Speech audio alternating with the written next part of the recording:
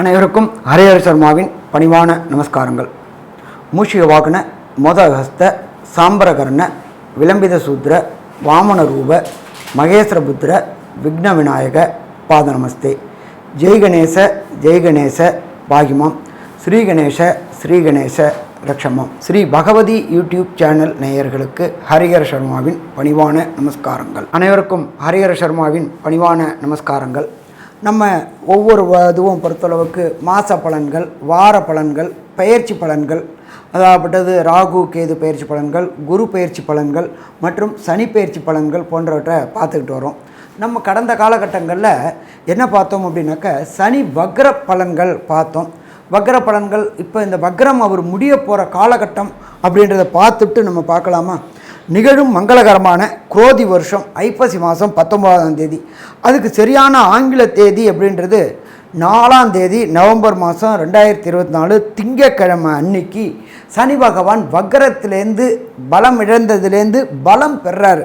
அவர் பலம் பெறது எதில் பெறாரு அப்படின்னாட்டாக்க அவருடைய வீடான கும்ப வீட்டிலேயே வக்ரகதி நிவர்த்தி அடைகிறாரு. இந்த வக்ரகதி நிவர்த்தி அடைகிறது அப்படின்றத பொறுத்தளவுக்கு பலம் பெறுறது. சனி பகவான் ஆயுள்காரகனான சனி பகவான் பலம் இழந்தார். அப்போ அந்த பலம் இழந்ததை முடிச்சுட்டு பலம் பெறக்கூடிய காலகட்டங்கள் அப்படின்றத ஃபஸ்ட்டு பார்ப்போம். எப்பொழுதுமே ஆயுள்காரகனான சனி பகவான் தன்னுடைய ஆட்சி வீட்டில் பலம் பெற்றால் கண்டிப்பாக அவர் நல்லதை செய்வாரா? கண்டிப்பாக அவர் நல்லதை செய்வார். அப்போ இதை பொறுத்தளவுக்கு இந்த 4/11/2024 அன்னைக்கு கோல்சாரத்தில் என்னென்ன கிரகங்கள் எந்தெந்த இடத்துல இருக்காங்க அப்படின்றத ஃபஸ்ட்டு பார்ப்போம். அதுக்கப்புறம் ஒவ்வொரு ராசிக்கு என்னென்ன பலன்கள் தர்றாரு பார்ப்போம். இந்த 4/11/2024 திங்கட்கிழமை குரு பகவான் ரிஷபத்தில் இருக்கார். அடுத்தது 4ஆம் வீடான கர்க்கடகத்தில் செவ்வாய் நீச்ச நிலையில் இருக்கார். அடுத்தது 6ஆம் இடமான கன்னியில் கேது பகவான் இருக்கார். அதுக்கு அடுத்தது அந்த காலகட்டங்களில் சூரிய பகவானானவர் துலாத்தில் இருக்கிறார். அதுக்கு அடுத்தது சுக்கிரனும் புதனும் விருச்சிக வீட்டில் இருக்கிறாங்க. இதை தவிர 11ஆம் இடமான கும்பத்தில் ஆட்சி பெற்ற சனி பகவான் இருக்கார். காலபுருஷ தத்துவத்தின்படி 12ஆம் இடமான மீனத்தில் ராகு இருக்கார். ராகு கோதண்ட ராகுவாக இருக்கார். அப்போ இதை மாதிரி நிலை உள்ள காலகட்டங்களில் சனி பகவான் வக்ர நிவர்த்தி அடைகிறார். சனி பகவான் வக்ர நிவர்த்தி அடைகிறது அப்படின்றது பலம் பெறுறது. இப்போ பொறுத்த அளவுக்கு எப்பொழுதுமே சனிப்பெயர்ச்சி அப்படின்றது சற்றேறக்குறைய 2.5 வருஷம் வரும். இந்த ட்ரிப்பு மட்டும் சனிப்பெயர்ச்சி சற்றேறக்குறைய 3 வருஷம் வருது. ஏன் 3 வருஷம்னாக்க வக்ரகதி 2 ட்ரிப் அடைகிறாரு, அதுக்கப்புறம் வக்ர நிவர்த்தி அடைகிறாரு. ஸோ இப்போ இந்த பொறுத்தளவுக்கு நம்ம பேசுகிறது எல்லாமே வாக்கிய பஞ்சாங்க கணிதப்படி பேசிகிட்டு இருக்கிறோம். அப்போ வாக்கியப்படி கிட்டத்தட்ட உங்களுக்கு 3 வருஷம் இருக்கார். அப்போ 3 வருஷத்தை 9 பாதத்தால் இது பண்ணோம்னாக்க சற்றேறக்குறைய 4 மாதம் ஒவ்வொரு நட்சத்திர பாதத்துக்கும் சனி பகவான் இருப்பார். அப்போ இந்த பலன்களை பொறுத்தளவுக்கு நம்ம எல்லாருமே என்ன சொல்லுவோம் அப்படின்னாக்க அஷ்டமத்து சனி, அர்த்தாஷ்டம சனி, 7.5 சனி இதெல்லாம் வரும்பொழுது என்னென்ன பலன்களை தருவார் அப்படின்னு பார்க்கும்பொழுது நம்ம அக்யூரேட்டாக பார்க்கணும் அப்படின்னு சொன்னாக்க 9 நட்சத்திர பாதத்தினால அந்த 3 வருஷத்தை வளர்த்தோம்னாக்க ஒரு நட்சத்திர பாதத்துக்கு சற்றேறக்குறைய 121 நாள். அப்போ நம்ம என்ன நினைப்போம் அப்படின்னாக்க மேஷராசி அஸ்வினி நட்சத்திரம் 1ஆம் பாதத்தில் பிறந்தோம்னா அவர் நமக்கு எத்தனை நாள் பலன் தருவார் அப்படின்றது தான் பார்க்கணும். அப்படி பார்க்கும்போது தான் கணக்கு கரெக்டாக வருமா? கணக்கு கரெக்டாக வரும். அப்போ இந்த 9 நட்சத்திர பாதத்துக்கு இவர் சனி பகவான் கடக்கக்கூடியது சற்றேறக்குறைய 120 நாள், 121 நாள் கடக்கிறாரு. அப்போ இந்த இதை பொறுத்தளவுக்கு அவிட்ட நட்சத்திரம் 3, அவிட்ட நட்சத்திரம் 4, சதய நட்சத்திரம் 1, சதய நட்சத்திரம் 2, சதய நட்சத்திரம் 3, சதய நட்சத்திரம் 4. அப்போ 4 2 6. அதுக்கு அடுத்தது பூரட்டாதி 1, பூரட்டாதி 2, பூரட்டாதி 3 நட்சத்திரங்கள். அப்போ 9 பாதங்கள் இருக்கார். இப்போ இவர் இந்த சனி வக்ரகதியில் போகும்பொழுது சதய நட்சத்திரம் 3லேருந்து சதய நட்சத்திரம் 2, சதய நட்சத்திரம் 2லேருந்து சதய நட்சத்திரம் 1 வந்துட்டு திருப்பி அவர் சதய நட்சத்திரம் 3ஆம் பாதத்துக்கு அவர் போகிறார். அப்போ அந்த சதய நட்சத்திரம் 3ஆம் பாதத்துக்கு போகிறது அப்படின்றது முக்கியமான கட்டங்கள். அப்போ சனி அந்த இடத்துல பலம் பெறக்கூடிய காலகட்டங்களாக இருக்குது. அப்போ சனி பகவானை பொறுத்தளவுக்கு பலம் பெறும் பொழுது ஒவ்வொரு முறையும் அவர் நல்ல பலன்களை தருவாரா? நல்ல பலன்களை தருவார். நம்மளோட ஜோதிட சாஸ்திரத்தில் பொறுத்தளவுக்கு ஒரு மனுஷனுக்கு சராசரியாக 3 ரவுண்டு 7.5 சனி வரும் அப்படிம்பாங்க. மொத்தம் 4 ரவுண்டு.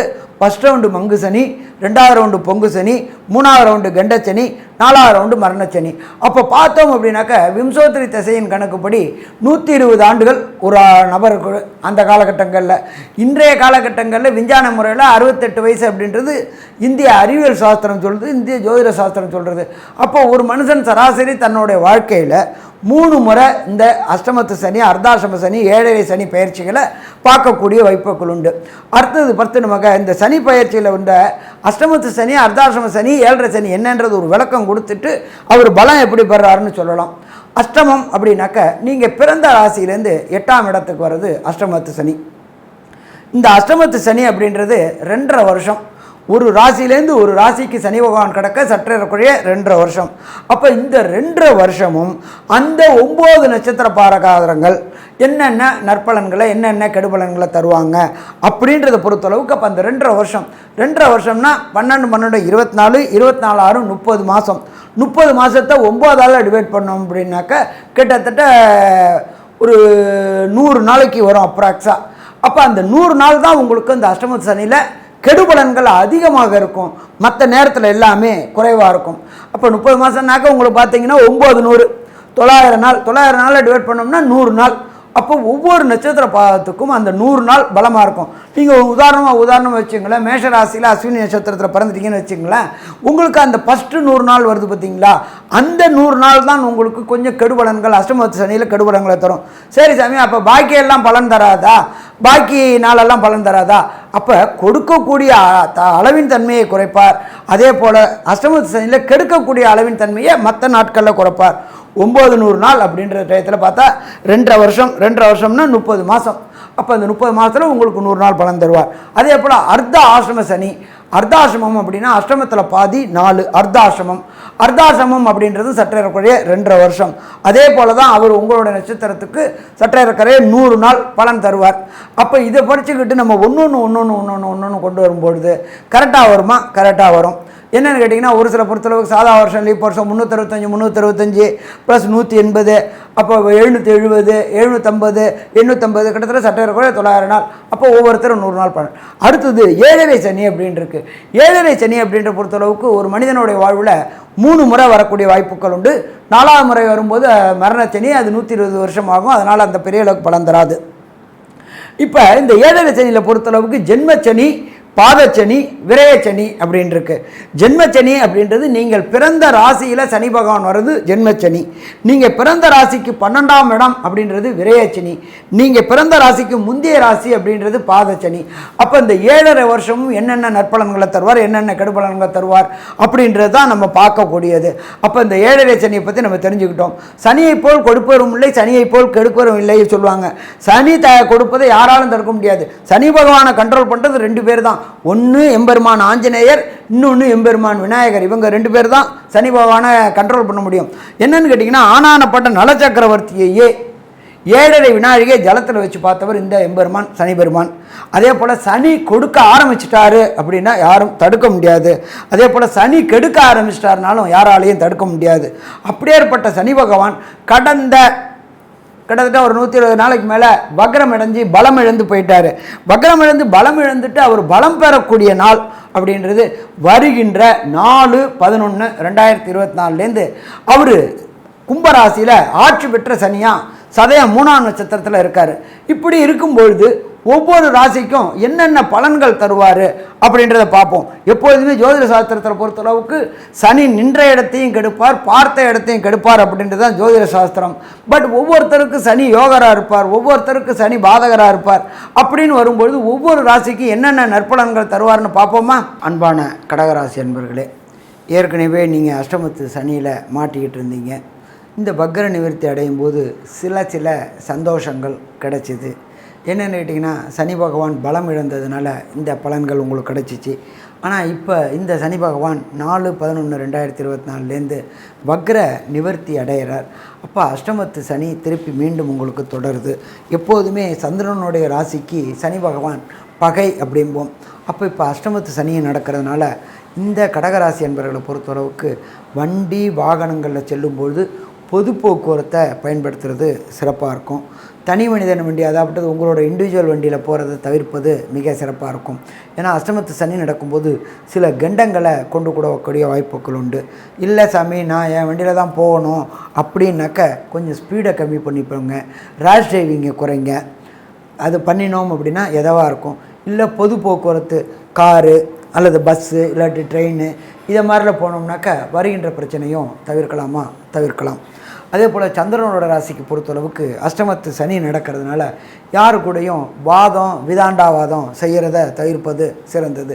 ஏன் அப்படின்னாக்க நீங்கள் செய்யக்கூடிய வாதமும் விதாண்டாவாதமும் உங்களுக்கு எதிராகவே முடியக்கூடிய வாய்ப்புகள் உண்டு அஷ்டமத்தில் சனி நடக்கிறதுனால. அதே போல் யாருக்கும் வாக்குறுதி கொடுக்குறத தவிர்ப்பதும் நல்லது. ஜாமீன் ஜவாப் போடுறதும் தவிர்ப்பது நல்லது. ஏன்னு கேட்டிங்கன்னா நீங்கள் ஜாமீன் ஜவாப் போட்டாக்க அவங்க எஸ்கேப் ஆகி போயிடுவாங்க. ஜாமீன் போட்ட உங்களை பிடிச்சி அவங்க வாங்கின அத்தனை கடன்களையும் உங்கள் கையில் வாங்கிறதுக்கான வாய்ப்புகள் உண்டு. அப்போ இந்த காலகட்டங்களை பொறுத்தளவுக்கு நமக்கு எச்சரிக்கையான காலகட்டம் அப்படின்றது இந்த சனி பகவான் வக்ர நிவர்த்தி ஆகக்கூடிய காலகட்டம். அடுத்தது குரு பகவானானவர் என்ன இருக்கார் அப்படின்னாக்க ராசிக்கு 11க்கு வந்திருக்கிறார். நீண்ட நாட்களாக தொழில் செய்யக்கூடிய அன்பர்களுக்கு தொழிலில் ஒரு சொணக்கம் இருந்துச்சு. அந்த சொணக்கம் அத்தனையும் விலகக்கூடிய வாய்ப்புகள் உண்டு. அந்த 11ஆம் இடத்துல குரு பகவான் இருக்கிறதுனால, தனக்காரனான குருவே இருக்கிறதுனால வியாபாரத்தை விஸ்தீரணம் பண்ணணும்னு நினைக்கக்கூடிய இந்த கடகராசி என்பவர்களுக்கு வெற்றி கிடைக்கக்கூடிய காலகட்டமும் இது. இதை தவிர பார்த்தோம் அப்படின்னாக்க சனி பகவான் 3ஆம் பார்வையாக உங்களுக்கு மேஷராசியை பார்க்குறார். மேஷராசி அப்படின்றது இந்த ஜாதகத்தின் அடிப்படையில் 10ஆம் இடம் அப்படின்றது நம்ம பொறுத்தளவுக்கு சொல்கிறது தொழில் ஸ்தானம் அப்படிம்போம். அப்போ இந்த தொழில் ஸ்தானங்களில் சின்ன பிரச்சனைகளை கொடுப்பாரு. ஆனால் பிரச்சனைகளை விட்டு வெளியிலையும் கொண்டு வந்துடுவார். ஏன்னு கேட்டிங்கன்னா கடகராசியை பொறுத்தளவுக்கு சனி பகவான் பார்க்கக்கூடிய இடம் அப்படின்றது 10ஆம் இடம். 11ஆம் இடத்துல குரு பகவான் இருக்கார். அடுத்தது இந்த கடகராசியை சேர்ந்த நண்பர்களுக்கு வியாழன் நோக்கு என்கின்ற குருபலம் வந்தாச்சு. எப்பொழுதுமே ஒரு நபருக்கு பொறுத்தளவுக்கு சனி பகவானுடைய தொடர்பு வரும்பொழுதும் குரு பகவானுடைய பார்வை பெறக்கூடியது தான் குருபலம் அப்படிம்போம். அப்போ கடகராசி என்பவர்களுக்கு குருபலம் வந்தாச்சு. இதுவரை நீண்ட நாட்களாக தடையும் தாமதமும் ஏற்பட்டுக்கிட்டு இருந்த கடகராசி என்பவர்களுக்கு இந்த காலகட்டங்களில் திருமணம் கைகூடக்கூடிய வாய்ப்புகள் உண்டு. சனி வக்ரத்தில் இருந்ததுனால, பலம் இழந்ததுனால திருமணம் தள்ளி போயிட்டே இருந்துச்சு. அப்படி தள்ளி போயிட்டு இருந்த நண்பர்களுக்கு அத்தனை பேர்களுக்கும் கடகராசி என்பவர்களுக்கு திருமணம் தடையும் தாமதமும் விலகி வீட்டில் கெட்டி மேலே ஓசை கேட்கக்கூடிய வாய்ப்புகளும் உண்டாகும். அதே போல் கடகராசியை சேர்ந்த நண்பர்களுக்கு பொறுத்தளவுக்கு 5ஆம் இடமான பூர்வ புண்ணிய புத்திரஸ்தானமான விருச்சிகத்தை பிரகஸ்பதியான குரு பகவான் பார்க்கறதுனால நீண்ட நாட்களாக திருமணம் ஆகி வம்சம் விருத்தி கிடைக்காத அத்தனை நண்பர்களுக்கும் வம்சம் விருத்தி கிடைக்கக்கூடிய வாய்ப்புகளும் இந்த காலகட்டங்களில் கிடைக்கும். அப்போ குழலினிது யாழினிது மழலை சொல் கேளாதோர் அப்படின்றது. அப்போ வீட்டில் கண்டிப்பாக வம்சம் விருத்தி கிடைக்கக்கூடிய வாய்ப்புகள் உண்டு. அதே போல் கடகராசியை சேர்ந்த நண்பர்களுக்கு நீண்ட நாட்களாக குலதெய்வ வழிபாடு செய்யணும்னு நினச்சிட்டு இருந்தாங்க. எப்பொழுதுமே ஒரு வீட்டில் குலதெய்வம் வந்தால் தான் மற்ற தெய்வங்கள் எல்லாருமே வரும். குலதெய்வம் வாசம் செய்யலைன்னாக்க அந்த வீட்டில் எல்லா விதமான அசுப சக்திகளும் நெகட்டிவ் எனர்ஜியும் இருக்கும். அப்போ குலதெய்வ வழிபாடு செஞ்சுட்டு குலதெய்வம் வீட்டுக்கு வரும்பொழுது தான், இஷ்ட தெய்வங்களும் வீட்டுக்கு வரும்பொழுது தான் நீண்ட நாட்களாக அந்த வீட்டில் எந்த விதமான ஒரு சுப நிகழ்வுமே நிகழாமல் இருந்துச்சு. அப்போ அந்த சுப நிகழ்வுகள் எல்லாமே இந்த சனி வக்ர நிவர்த்திக்கு அப்புறம் நிகழ ஆரம்பிக்கும். திருமணம், படிப்பு, கல்விக்காக உயர்நிலை போடக்கூடிய இடம், இது எல்லாமே இந்த காலகட்டங்களில் வாய்ப்புகள் உண்டு. அதே போல் இந்த சனி பகவானை பொறுத்தளவுக்கு நல்ல நிலையில் இருக்காரா, கெட்டவர் கெட்ட இடத்துல இருக்கணும், நல்லவர் நல்ல இடத்துல இருக்கணும். பிரகஸ்பதியான குரு பகவான் உங்களுடைய ராசிக்கு 7ஆம் இடத்தை பார்க்குறார். 7ஆம் இடத்தை தன்னுடைய 9ஆம் பார்வையான விசேஷ பார்வையினால் பார்க்குறார். அதுவும் சனி பகவானுடைய இன்னொரு வீடு. அப்போ 9 அப்படின்றத பொறுத்தளவுக்கு உயர்கல்வி ஸ்தானம் அப்படின்னு சொல்லுவோம். உயர்கல்வி அப்படின்றது ஐஐடி, ஜேஇஇ, நீட்டு, பிஹெச்டி, ஐபிஎஸ், ஐஏஎஸ் போன்ற கல்வி படிக்கக்கூடிய கடகராசி என்பவர்களுக்கு கண்டிப்பாக வாய்ப்பு கிடைக்கக்கூடிய வாய்ப்புகள் உண்டு. தான் எதிர்பார்த்ததோட அதிகமான மார்க் வாங்கி பாஸ் பண்ணி எதிர்பார்த்த யூனிவர்சிட்டியில் பதவி கிடைக்கக்கூடிய வாய்ப்புகள் உண்டு, வேலை கிடைக்கக்கூடிய வாய்ப்புகள் உண்டு, யூனிவர்சிட்டியில் வாய்ப்புகள் கிடைக்கும். என்ன வாய்ப்பு அப்படின்னாக்க, நான் என்ன கோர்ஸ் சேரணும்னு நினச்சி போனோனோ அந்த கோர்ஸ் கிடைக்கும். இதை தவிர இந்த கடகராசி அன்பர்களுக்கு பொறுத்தளவுக்கு வெளியூர், வெளிமாநிலம், வெளிநாடு போகும்பொழுது அதற்குண்டான பிஆர், சிட்டிசன்ஷிப், க்ரீன் கார்டு போன்றவைகள் கிடைக்காமல் இருந்துகிட்டு அது எல்லாமே இந்த சனி வக்ர நிவர்த்திக்கு அப்புறம் கிடைக்க ஆரம்பிக்குமா? கண்டிப்பாக கிடைக்க ஆரம்பிக்கும். 9ஆம் இடத்துல ராகு பகவான் இருக்கார். இந்த ராகு பகவான் அப்படின்றத பொறுத்தளவுக்கு கோதண்ட ராகு. ஏன்னா ராகு கேதுவுக்கு எப்பொழுதுமே தனி வீடு கிடையாது. யார் இடத்துல வீடு கொடுத்துருக்காங்களோ அந்த வீட்டு அதிபதியின் காரகத்துவத்தை எடுத்து செய்யக்கூடியவர் தான் இந்த ராகு. ராகு அப்படின்னாலே பிரம்மாண்டம். அப்போ நீண்ட நாட்களாக வேலை கிடைக்காமல் இருந்துகிட்டு இருந்தவங்களுக்கு இந்த ராகு மூலியமாக, கோதண்ட ராகு மூலியமாக கண்டிப்பாக வேலை கிடைக்கக்கூடிய வாய்ப்புகளும் உண்டு. அதே போல் அரசு தொடர்புடைய உத்தியோகத்துக்காக முயற்சி பண்ணிகிட்டு இருந்த இந்த யூபிஎஸ்சி தேர்வு, டிஎன்பிஎஸ்சி தேர்வு, குரூப் 1 தேர்வு எழுதக்கூடிய அத்தனை கடகராசி என்பவர்களுக்கும் கண்டிப்பாக பாஸ் பண்ணிவிட்டு நல்ல சிறப்பான இடத்துல வேலை கிடைக்கக்கூடிய வாய்ப்புகளும் இந்த காலகட்டங்களில் உண்டா அப்படின்னா உண்டுன்னு சொல்லலாம். 3ஆம் இடமான முயற்சி ஸ்தானத்தில் கேது பகவான் இருக்கார். முயற்சி ஸ்தானத்தில் கேது பகவான் இருக்கிறதுனால உங்களுடைய முயற்சிகளுக்கு அடிக்கடி பிரேக் போடக்கூடிய வாய்ப்புகள் உண்டு. என்னன்னு கேட்டிங்கன்னாக்க, முயற்சி எடுப்பீங்க, அது எடுக்கும்போது நல்லாயிருக்கும், ஆனால் அதை இம்ப்ளிமெண்ட் பண்ணும்போது ஒரே குழப்பமான நிலையும் பதட்டமான மனநிலையும் வரும். அப்படி வரும்பொழுது ரொம்ப எச்சரிக்கையோடு செய்யணும். இந்த காலகட்டங்களில் இந்த கடகராசியை சேர்ந்த அன்பர்கள் யாருக்கும் வாக்குறுதி, ஜாமீன், ஜவாப்பு போடுறத தவிர்த்தாச்சு அப்படின்னா சிக்கல்களை தவிர்க்க முடியும். ஒரு சில இந்த கடகராசி என்பவர்களுக்கு தசாநாதனோ, புத்திநாதனோ, அந்தரநாதனோ, சூட்சுமநாதனோ சரியான அளவுக்கு பலன் தரலை அப்படின்னு சொன்னாக்க தொடர் தோல்விகளை சந்திக்க வேண்டி வரும். அப்போ அந்த தொடர் தோல்வியிலேருந்து விடுபடணும் அப்படின்னா என்ன பண்ணணும் அப்படின்னாக்க, தஞ்சாவூர் மாவட்டத்துக்கு முதல்ல காரைக்கால் பக்கத்தில் திருநள்ளாறு அப்படின்ற ஒரு இடம் இருக்குது. அது சனி பகவானுடைய சன்னிதானம். அப்போ இந்த சன்னிதானத்தில் பொறுத்தளவுக்கு பொறுத்தளவுக்கு அஷ்டமத்து சனியோ, அர்த்தாஷ்டம சனியோ, 7.5 சனியோ நடக்கிறவங்க தான் போகணுமே தவிர அது இல்லாதவங்க போனால் கெடுபலன்களை தரக்கூடிய வாய்ப்புகள் உண்டு. அப்போ இந்த கடகராசி என்பவர்களை பொறுத்தளவுக்கு ஒரு ட்ரிப்பு சனீஸ்வர பகவான் கோயிலுக்கு போயிட்டு சனி பகவானுக்கு அர்ச்சனை பண்ணுறதுக்கு முன்னாடி தாயாருக்கு ஒரு அர்ச்சனை, எம்பெருமான் ஈஸ்வரன் தர்பாரண்யேஸ்வரருக்கு ஒரு அர்ச்சனை, இதை தவிர சனி பகவானுக்கு ஒரு அர்ச்சனை பண்ணிவிட்டு வரும்பொழுது 11 எல் தீபம் போட்டு விளக்கு போட்டுட்டு அதுக்கடுத்து வெளியில் வந்து நீங்கள் சாப்பிட்டுட்டு ஒரு 11 பேருக்கு அன்னதானம் செஞ்சுட்டு வந்தீங்க அப்படின்னு சொன்னாக்க இந்த சனி வக்ர நிவர்த்தியினால் ஏற்படுகின்ற தசாநாதன், புத்திநாதன், அந்தரநாதன், சூட்சுமநாதனால் ஏற்படுகின்ற பிரச்சனைகள் அத்தனையும் தீரக்கூடிய வாய்ப்புகள் உண்டு. மொத்தத்தில் கடகராசி என்பர்கள் எச்சரிக்கையுடன் இருந்தால் பிரச்சனைகளை தவிர்க்கக்கூடிய இந்த சனி வக்ர நிவர்த்தி காலகட்டம்னு சொல்கிறோம். நல்லது. நமஸ்காரம். ஸ்ரீ பகவதி யூடியூப் சேனல் பார்த்த அன்பர்களுக்கு நன்றி.